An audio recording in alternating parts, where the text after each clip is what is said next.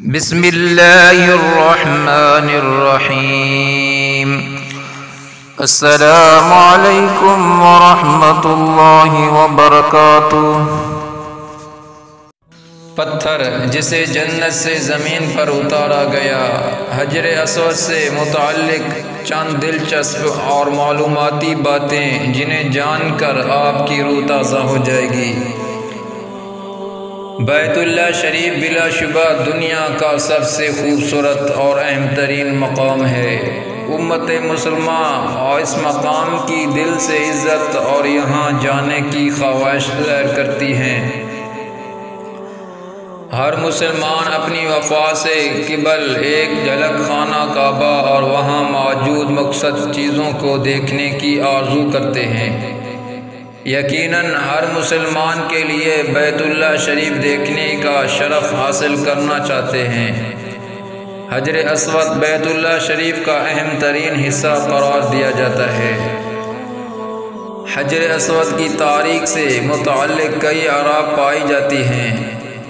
سعودی حکومت حجر اسود کی حفاظت کے لیے ہر ممکن حفاظتی انتظامات عمل میں لاتی ہیں تاکہ زائرین کی جانب سے اسے کسی قسم کا نقصان نہ پہنچ سکے۔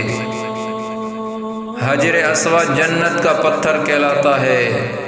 در حقیقت حجر اسود 8 چھوٹے چھوٹے ٹکڑوں کا مجموعہ ہے، جن میں بڑا ٹکڑا 2 اور چھوٹا ٹکڑا 1 سینٹی میٹر ہے۔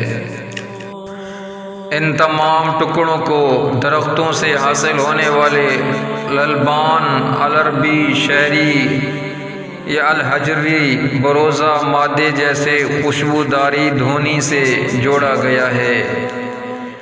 اسلامی تاریخ سے روایت سے معلوم ہوتا ہے کہ حجر اسود وہ پتھر ہے جسے جنت سے زمین پر اتارا گیا اور اسے جبل ابو قبیس میں رکھا گیا۔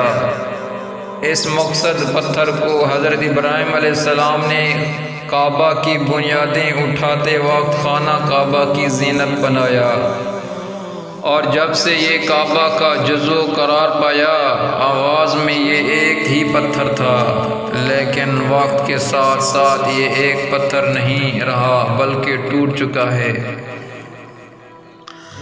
حجر اسود کی حفاظت کے لیے اس پر سونے اور چاندی کی کلائی بھی کی جاتی ہے۔